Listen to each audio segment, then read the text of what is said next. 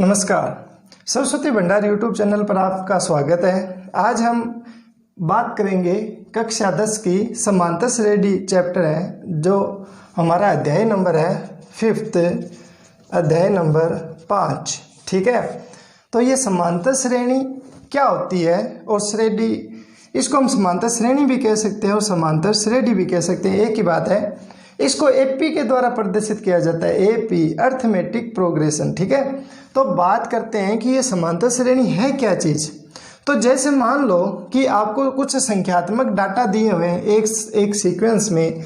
जैसे मान लो तुम्हें डाटा दिया 2, ठीक है, एक डाटा दिया 2, 4, 6, 8, इस तरीके से आपको डाटा दिए हुए हैं। तो यदि किसी संख्यात्मक डाटा में किसी भी अंक में यदि उसके पूर्ववर्ती अंक को घटाया जाए और यदि उनका अंतर समान आए, तो वो जो सीक्वेंस है उस सीक्वेंस को ही हम क्या कहते हैं, समांतर श्रेणी कहते हैं। दोबारा देखो, ध्यान दो आप इसको। जैसे मान लो 4 है, 4 में से पहले वाला घटाओ, 2 घटाओ तो देखो कितना आएगा, 2 आएगा। 6 में से 4 घटाओ, 6 में से 4 घटाया कितना आएगा, 2 आएगा।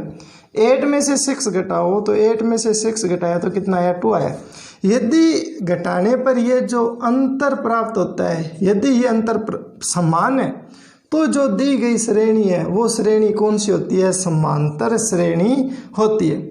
ये श्रेणियाँ 3 प्रकार की होती है, समांतर श्रेणी, हरात्मक श्रेणी और एक होती है गुणोत्तर श्रेणी। ये 3 प्रकार की होती है और ये अभी हमारे सिलेबस में नहीं है 10th में। तो बात आती है कि समांतर श्रेणी किसे कहते हैं। तो समांतर श्रेणी कहते हैं कि यदि किसी संख्याएं जो हमें दी हुई है उनका एक अनुक्रम दिया हुआ है, उस अनुक्रम में यदि किसी भी पद को उसके पूर्व पद में से, किसी अंक को उसके पूर्व अंक में से, या किसी संख्या को उसकी पूर्व वाली संख्या में से यदि घटाया जाए और यदि अंतर समान आए, तो जो सीक्वेंस दी होती है उस सीक्वेंस को हम क्या कहते हैं, समांतर श्रेणी कहते हैं। तो ये हमारी क्या है, समांतर श्रेणी है।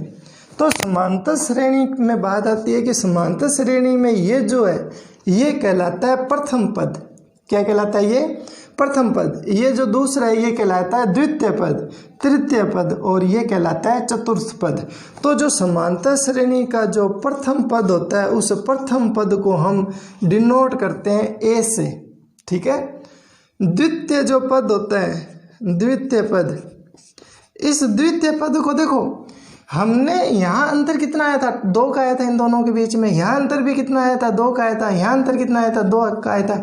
तो ये जो अंतर आता है ना, इस अंतर का नाम हम बोलते हैं सर्व अंतर। इसको हम क्या बोलते हैं, सर्व अंतर। ठीक है, और इस सर्व अंतर को हम डिनोट करते हैं स्मॉल डी के द्वारा। तो आप देखो, प्रथम पद यदि ए है तो ये जो सर्व अंतर डी है, मतलब 2 में डी जोड़ने पर ये द्वितीय पद आया।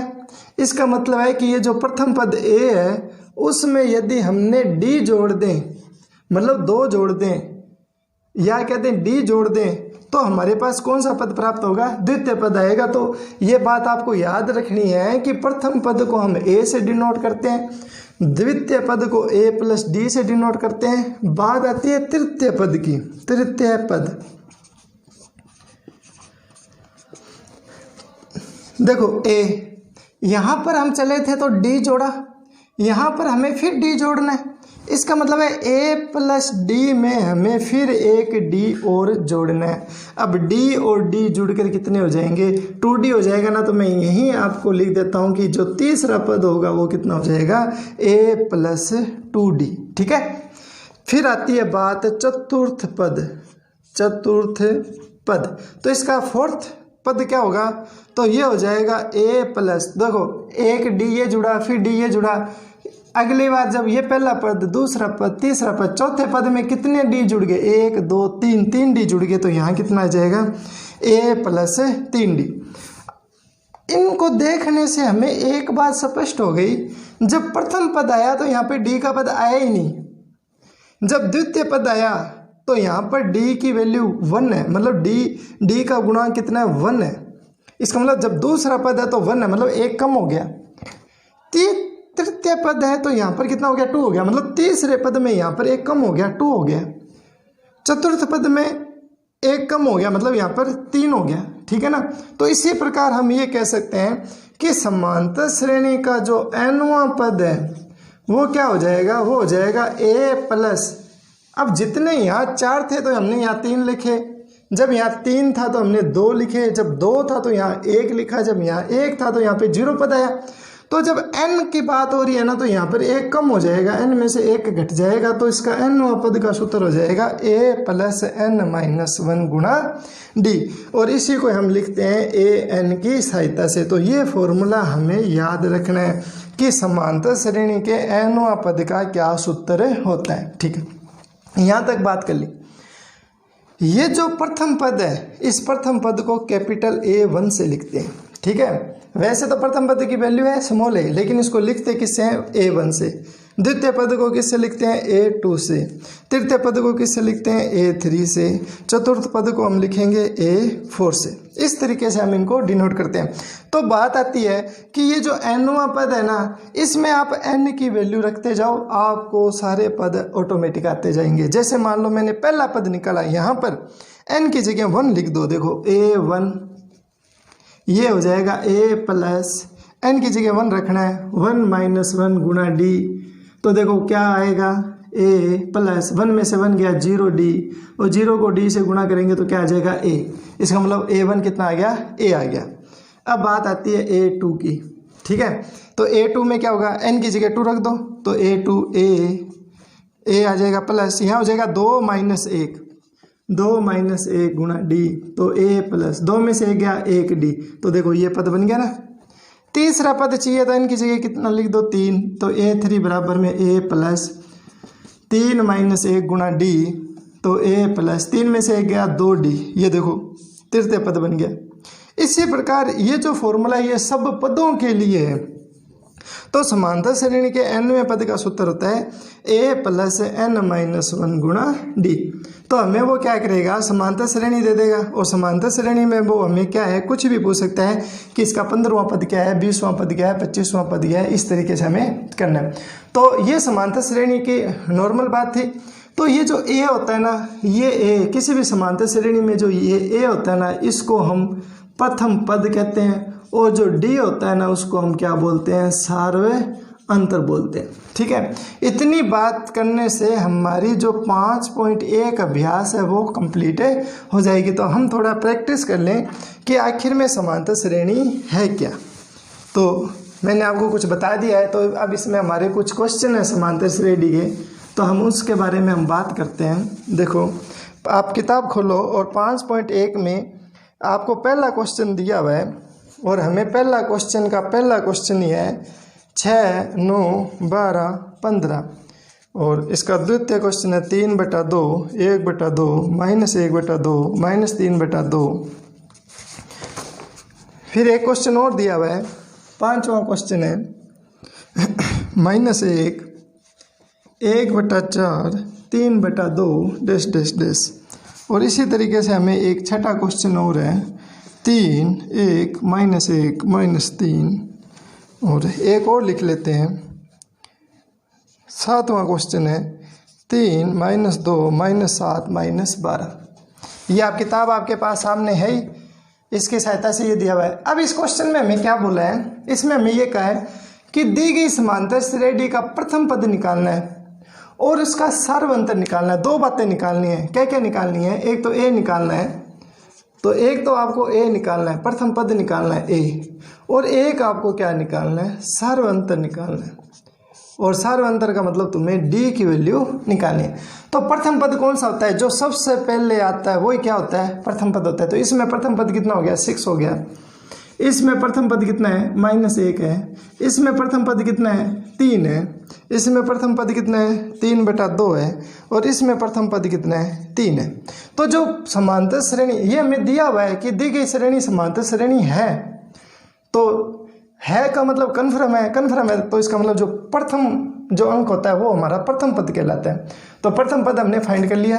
अब हमें d का मान निकालना है, और d मैंने आपको बताया था कि किसी भी पद में से उसका पूर्व वाला पद घटाओ।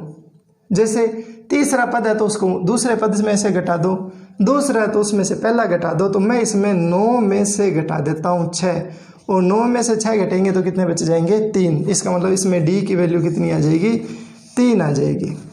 आगे नेक्स्ट बात करते हैं। प्रश्न नंबर 5 है, इसमें इस पद में से हम ये घटाते हैं तो 1/4 में से घटाएंगे -1। देखो फॉर्मूला हमारे क्या था, इस पद में से माइनस करना ये, अब ये माइनस माइनस गुणा होके क्या हो जाएंगे प्लस हो जाएंगे, तो ये हो जाएगा 1/4 + 1। अब इसमें आप 4 क्या होगा लघुत्तम आ जाएगा, तो ये हो जाएगा 1 + 4, तो ये हमारे पास हो जाएगा 4 और 1 कितना हो जाएगा 5, 5/4। इसमें डी का मान निकालो, तो इस पद में से ये घटाओ, 1 में से घटाओ -3। अब 1 में से -3 घटाना आपको आता ही है, कितना बचेगा -2 बचेगा। तो देखो डी का मान जो है, जो सर्वांतर का मान है वो धनात्मक भी हो सकता है और ऋणात्मक भी हो सकता है। ठीक है बच्चों, कल को ऐसे ना हो कि आप सोचो कि अरे ये तो माइनस में आ रहा है, माइनस में नहीं आना चाहिए, आप यहाँ पे 2 लिख दो तो आपका क्वेश्चन गलत हो जाएगा। डी का मान कितना आएगा -2 आएगा। अब बात करते हैं इसमें, क्वेश्चन नंबर 2 है, इसमें डी की वैल्यू देखो, इसमें से ये घटा दो चाहे इसमें से ये घटा दो, एक ही बात है। तो 1/2 में से घटाना है पूरा वाला पद 3/2। लघुत्तम कितना आएगा 2, 2 सेम है, लघुत्तम आएगा 2, 2 में 2 का भाग जाएगा 1, तो इसको 1 से गुणा हो जाएगी, -2 में 2 का भाग जाएगा 1, इसको 1 से गुणा हो जाएगी, तो 3 एकम 3।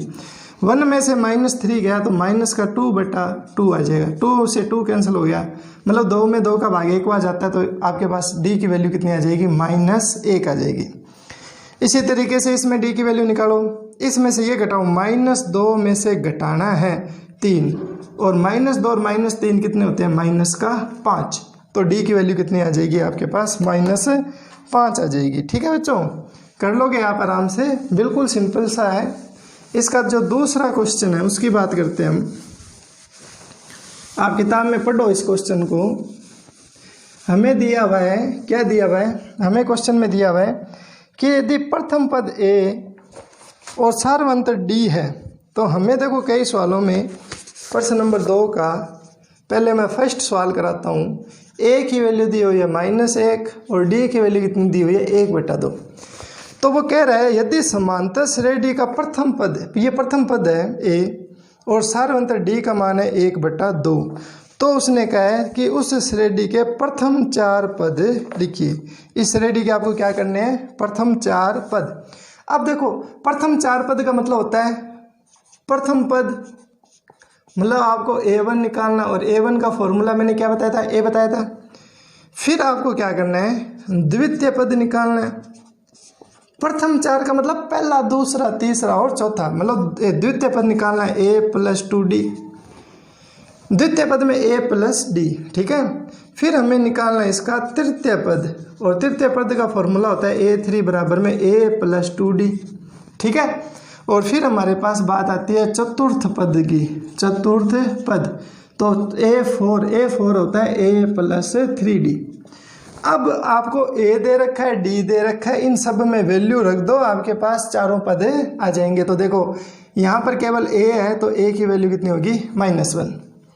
ठीक है, यहाँ पर A की वैल्यू है -1, प्लस में D की वैल्यू कितनी है 1/2। इसको सरल करो तो इसमें 2 लघुत्तम आएगा, तो 2 को इससे गुणा हो जाएगी, तो ये कितना आ जाएगा -2 + 1, और -2 में से +1 जाएगा तो माइनस का 1 बचेगा, तो द्वितीय पद कितना हो जाएगा -1/2।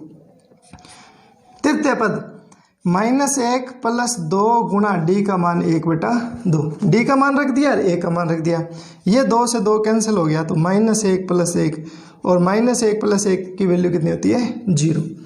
यहाँ ए की वैल्यू है -1 + 3 गुणा 1/2, ए की वैल्यू रख दी और डी की वैल्यू रख दी, तो -1 + 3 को 1 से गुणा करेंगे, 3 एकम 3/2, 2 लघुत्तम आएगा, तो 2 को इससे गुणा होगी, तो -2 + 3, और -2 + 3 करेंगे तो 1 बचेगा, तो ये हो जाएगा 1/2।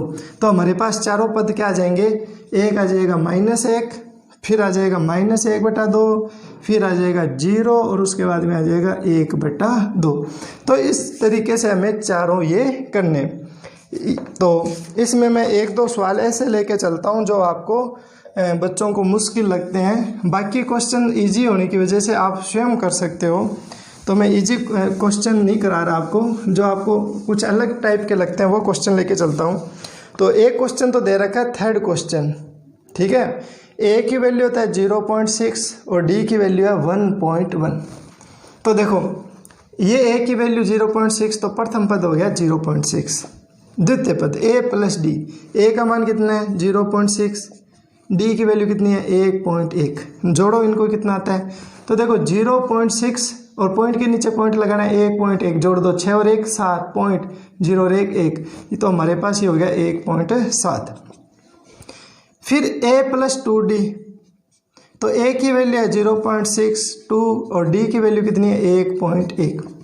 0.6 2 को इससे गुणा करेंगे 2.2 आ जाएगा, ठीक है। जोड़ो 0.6 में 2.2 जोड़ दो तो ये 8, पॉइंट के नीचे पॉइंट, ये हो जाएगा 2, तो ये हमारे पास वैल्यू हो जाएगी 2.8।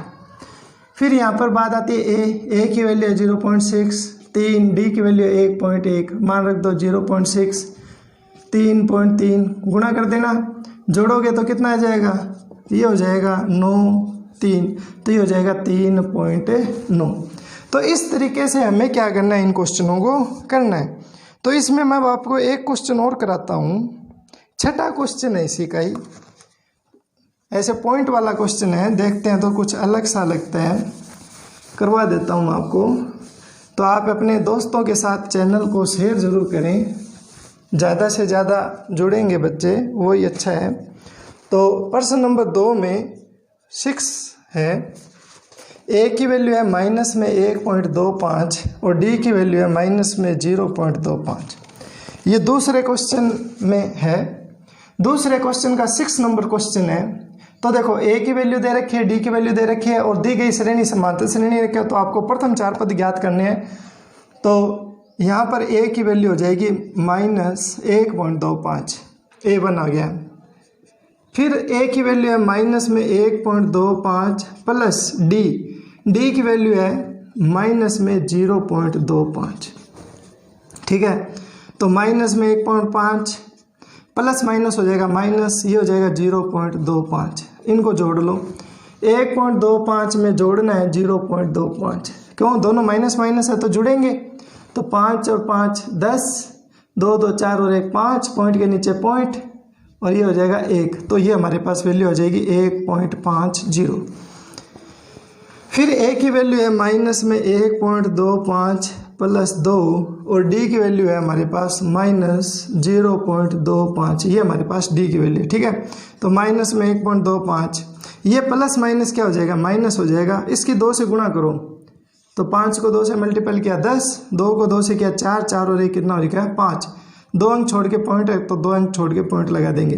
तो ये 1.25 और ये 0.50, दोनों माइनस माइनस के जुड़ेंगे तो ये हो जाएगा 1.75 माइनस में, ठीक है। चतुर्थ पद ए की वैल्यू है माइनस में 1.25, 3 और इसकी वैल्यू है माइनस में 0.25। सरल करो, -25 प्लस माइनस गुणा होगा तो माइनस हो जाएगा, 25 को गुणा करेंगे 3 से तो ये हो जाएगा 0.75 और माइनस में 1.25 और 0.75 इनको जोड़ोगे तो देखो क्या आएगा 0, 7 2 9 और 1 10, 0 1 और 1 कितना हो जाएगा 2, माइनस में कितना आ जाएगा 2। तो प्रथम 4 पद क्या हो जाएंगे, प्रथम 4 पद हो जाएंगे। तो प्रथम पद हो जाएगा 1.25, द्वितीय पद हो जाएगा 1.50, माइनस में माइनस माइनस जुड़ता है तो माइनस आएगा, ठीक है ना। ये हो जाएगा माइनस में 1.75 और ये हो जाएगा माइनस में 2। तो ये हमारे पास प्रथम 4 पद हो जाएंगे। तो इसके बाद में हम आगे चलते हैं, 5.2 का तीसरा क्वेश्चन है, उसकी बात करते हैं। देखो किताब में क्या दे रखा आपको, हमें सबसे पहले इस सवाल में क्या करना है, जांच करनी है कि क्या दी हुई श्रेणी समांतर श्रेणी है। क्या जांच करोगे यदि समांतर श्रेणी की जांच करनी है। तो समांतर श्रेणी की एक ही जांच है कि सर्व अंतर क्या होना चाहिए, समान होना चाहिए, ठीक है। तो हमें एक क्वेश्चन दिया हुआ है कि समांतर श्रेणी की जांच कीजिए और फिर वो कहता है कि यदि समांतर श्रेणी है तो इसके सर्व अंतर ज्ञात कीजिए। फिर हमें डी का मान निकालना है और इसके अगले 4 पद भी लिखिए। हमें बताना है कि इसके आगे के 4 पद क्या होंगे, ठीक है ना। तो हम इसमें क्वेश्चन लेके चलते हैं। प्रश्न नंबर 3 का 6 पार्ट है। A 2A 3A 4A dash dash dash. हमें ये जांच करनी है कि ये समांतर श्रेणी है क्या। तो हम क्या करते हैं, इसके द्वितीय पद में से पहला पद घटाते हैं। A2 में से A1 घटाते हैं तो देखो 2A है द्वितीय पद, इसमें से A घटाएंगे तो कितना बचा, A बचा। अब हम क्या करते हैं, तृतीय पद में से ये द्वितीय पद घटाते हैं। तो तृतीय पद में से द्वितीय पद घटाया तो 3A - 2A, और 3A में से 2A जाएगा तो कितना बचेगा, A बचेगा। तो देखो ये D की वैल्यू क्या बराबर नहीं है क्या, तो हम ये लिखेंगे कि A2 - A1 और A3 - A2 ये दोनों क्या है, बराबर है। और जब ये D का मान बराबर होता है, ये भी A ये भी A, ये दोनों बराबर है, तो दी गई श्रेणी क्या है, समांतर श्रेणी है। तो हम कहेंगे अतः ये दोनों बराबर है, तो हम कहेंगे इसलिए ये जो श्रेणी है यह है एक समांतर श्रेणी है। तो ये तो थी जांच, तो हमने जांच कर ली। अब इस समांतर श्रेणी का जो प्रथम पद है, इस समांतर श्रेणी का जो प्रथम पद है, पहला पद है, वो कितना है, A है। इस समांतर श्रेणी का जो सार्वंतर जो D है, उस D की वैल्यू कितनी आई, तो जो ये अंतर निकलता है ना, वो वैल्यू होती है D की, तो इसकी D की वैल्यू भी कितनी है, A है। अब इस सवाल में हमें ये कहा है कि इसके आगे के 4 पद ज्ञात करो। तुम्हें 1 2 3 4 पद तो दे रखे हैं, और तुम्हें इसके आगे के 4 पद निकालने। आगे के 4 पद का मतलब 4 दे रखे हैं, तो तुम्हें 5वां 6वां 7वां और 8वां पद निकालना है, ठीक है ना। तो हम बात करते हैं 5वां पद। तो 5वां पद का फॉर्मूला था A5, क्या बताया था, A + 5 में से 1 कम कर दो 4D। तो प्रथम पद A का मान A ही है और D का मान है A, तो ये हो जाएगा 4A, और 4A और A जुड़कर कितना हो जाएगा, 5A। तो इसका मतलब 5वां पद कितना आ गया, 5A। फिर आता है 6वां पद A6। तो A6 का फॉर्मूला हो जाएगा A + 5D। D की वैल्यू भी है 5, तो 5A और A जुड़कर कितना हो जाएगा, 6A। उसके बाद में आता है 7वां पद A7। तो ये हो जाएगा A + 6D, A + 6 गुणा A, तो ये A + 6 हो गया, और 6A और A जुड़कर कितना हो जाएगा, 7A। फिर बात आती है 8वां पद A8। तो A8 की वैल्यू हो जाएगी A + 7D, D की वैल्यू है A, 7A और A कितना हो जाएगा, 8A। इसका मतलब इसका 5वां 5A पद होगा, 6वां पद 6 होगा, 7वां पद 7A होगा, और 8वां पद क्या होगा, 8A होगा। ठीक है बच्चों, इस तरीके से करना है। एक क्वेश्चन और लेते हैं अपन।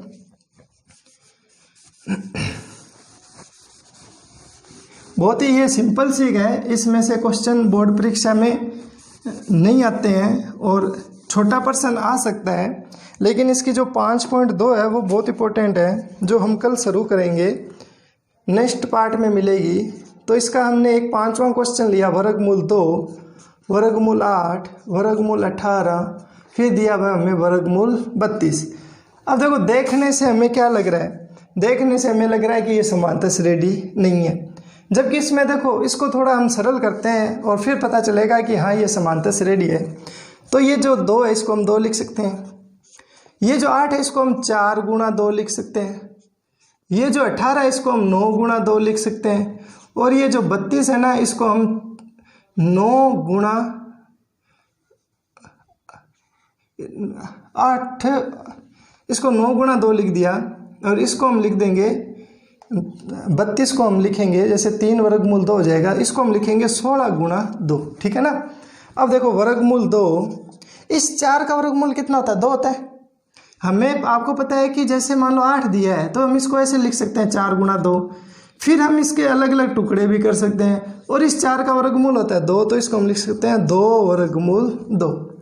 इस 9 का वर्गमूल होता है पूरा पूरा 3, तो इसको हम लिख सकते हैं 3 वर्गमूल 2। 16 का वर्गमूल होता है 4, तो इसको हम लिख सकते हैं 4 वर्गमूल 2। तो हमने इस क्या किया है कि जो हमें श्रेणी दी थी उसको हमने कुछ इस तरीके से सरल कर लिया। अब ये क्वेश्चन इजी बन गया। अब आप देखो इस पद में से ये वाला पद घटाओ, तो a2 में से a1 घटाएं, पहले वाले पद में से इस पद में से पहले वाला पद घटाते हैं। तो देखो 2 वर्गमूल 2 से वर्गमूल 2 घटाया। अब कहोगे सर 2 वर्गमूल 2 से वर्गमूल 2 कैसे घटेगा? जैसे मान लो ये 2, मान लो कुछ भी चीज़ है 2 है और ये है 1, तो 2 में से 1 जाएगी तो आपके पास 1 बच गया ना। तो इसका मतलब है कि इसको घटाओगे ना तो आपके पास वर्गमूल 2 बचेगा। जैसे हम ये कह सकते हैं कि 2x में से x घटता है तो यहाँ क्या आता है? x आता है। अब वर्गमूल x की जगह वर्गमूल 2 कर दो तो ये घटेगा, तो यहाँ भी कितना बचेगा? वर्गमूल 2 बचेगा। ठीक है। अब हम तीसरे पद में से दूसरा पद घटाते हैं, तो a3 में से a2 घटाते हैं। तो देखो 3 वर्गमूल 2 में से घटेगा 2 वर्गमूल 2। अब 3 में से 2 घटेगा तो 1 बच गया, तो वर्गमूल 2 हो गया। इसका मतलब ये और ये देखो दोनों समान है, समान है, इसलिए ये श्रेणी क्या होगी? समांतर श्रेणी है। इस समांतर श्रेणी का प्रथम पद है वो तो ये है वर्गमूल 2, तो यहाँ लिख देते हैं वर्गमूल 2।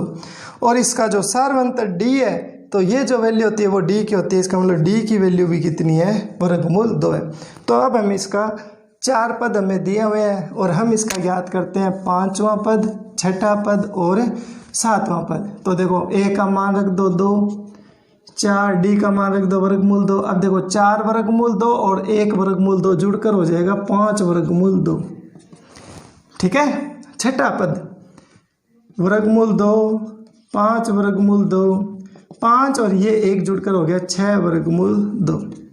7वां पद वर्गमूल 2 प्लस 6 वर्गमूल 2, 6 और 1 हो जाएगा 7 वर्गमूल 2। इसी प्रकार a का मान वर्गमूल 2, 7 वर्गमूल 2, तो ये हो जाएगा हमारे पास 7 और 1 8, ये हमारे पास हो जाएगा 8 वर्गमूल 2। ठीक है बच्चों, समझ आई बात? आपको आ जाएगी। दोबारा एक बार और इस वीडियो को आप दोबारा देख लेना, आ जाएगी। वीडियो को आप आगे मत बढ़ाया करो, ठीक है ना, पूरी समझा करो। जब हम किसी बात को पूरी समझेंगे ना तभी बात समझ में आएगी। हम क्या है, पेशेंस तो हम में है नहीं, बस सोचते हैं कि जल्दी से इसको स्किप कर दें और आगे देखें। ऐसा नहीं होता है, वीडियो बनानी पड़ती है, वीडियो पूरी देखनी भी पड़ती है ना। ऐसे स्किप करने से नहीं होता है। मैं आपको 2 क्वेश्चन कराऊं फिर मैं आगे चला जाऊं, कुछ भी ना कराऊं तो जो मुश्किल प्रॉब्लम होती है वो कैसे सॉल्व होगी? तो इसलिए आप क्वेश्चन को स्किप ना करें, पूरा देखें। ठीक है। इसका तीसरा क्वेश्चन है, तीसरे का तीसरा क्वेश्चन है a square a cube a4 घटाओ इसमें से। तो देखो दूसरे पद में से पहला पद घटाओ a स्क्वायर माइनस a। ठीक है। इसी तरीके से तीसरे पद में से दूसरा घटाओ, इसमें से ये घटाओ तो a cube minus a square. अब ये देखने में क्या आपको बराबर लग रहे हैं? नहीं लग रहे हैं, बराबर नहीं है। ये कैसे? इनमें देखो a कॉमन आ रहा है, कॉमन लो a, तो a कॉमन लिया तो इसमें बचेगा a माइनस इसमें a बाहर गया तो बचेगा 1।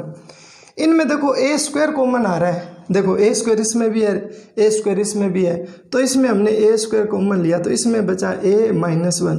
अब आप देखो ये चीज़ सेम है, सेम है, ये a सेम है, सेम है, लेकिन यहाँ पावर है 1, यहाँ पावर कितनी है 2। इसका मतलब ये दोनों क्या है? बराबर है? नहीं है। और ये बराबर नहीं है तो ये एक समांतर श्रेणी नहीं है, तो ये क्या हो जाएगी? समांतर श्रेणी नहीं होगी। ठीक है, बस इसका इतना ही करना है आंसर।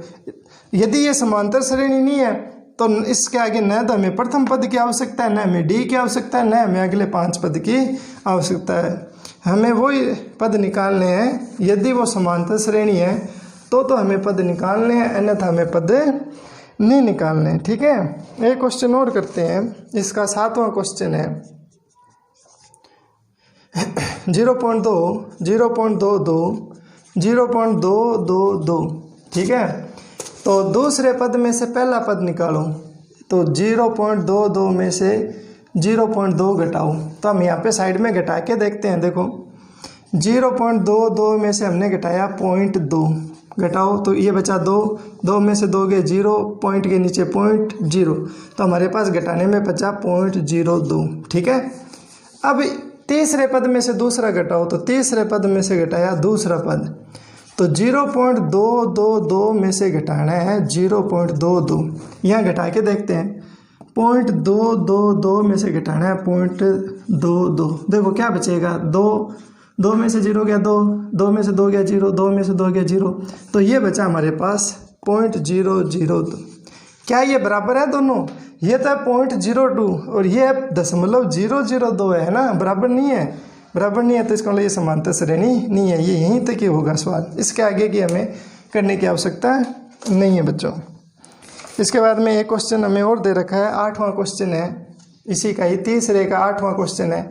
सीक्वेंस हमें दे रखी है 3, 3 + वर्गमूल 2, 3 + 2 वर्गमूल 2, 3 + 3 वर्गमूल 2। ठीक है, अब ये समांतर श्रेणी है या नहीं है, तो देखने में आपको लगेगी कि ये नहीं है, जबकि ये एक्चुअली समांतर श्रेणी है। तो हम ये मान निकालते हैं। देखो इस पर में से ये घटाओ तो 3 + वर्गमूल 2 में से घटेगा 3, तो 3 से 3 कैंसिल हो गया, प्लस माइनस का है, तो क्या बचा? वर्गमूल 2। अब इस पद में से ये घटाओ तो 3 + 2 वर्गमूल 2 में से घटाना है 3 + वर्गमूल 2। यहाँ 2 पद आ गए ना, इसलिए ब्रैकेट लगाना जरूरी है। क्यों? क्योंकि दोनों के निशान चेंज हो जाएंगे। तो 3 + 2 वर्गमूल 2, ब्रैकेट के बाहर माइनस का निशान है, तो ये हो जाएगा -3 और ये हो जाएगा माइनस में वर्गमूल 2। 3 से 3 कैंसिल हो गया, तो बचेगा 2 वर्गमूल 2 माइनस वर्गमूल 2। 2 वर्गमूल 2 में से 1 घटेगा तो कितना आएगा? वर्गमूल 2। तो दोनों देखो, ये भी डी ये डी बराबर आ गया ना, इसलिए समांतर श्रेणी है। तो इसका प्रथम पद कितना हो जाएगा? प्रथम पद हो जाएगा 3 और डी की वैल्यू कितनी हो जाएगी? वर्गमूल 2। तो अब हम इसका 5वां, 6वां, 7वां, 8वां पद ज्ञात करते हैं। तो मान रख दो, ए का मान था 3 + 4, डी का मान था वर्गमूल 3। बस इसको इतना ही सरल करना है।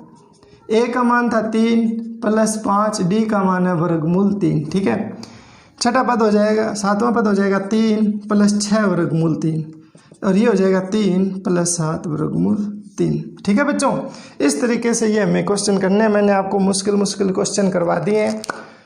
अब कल 5.2 करेंगे। धन्यवाद।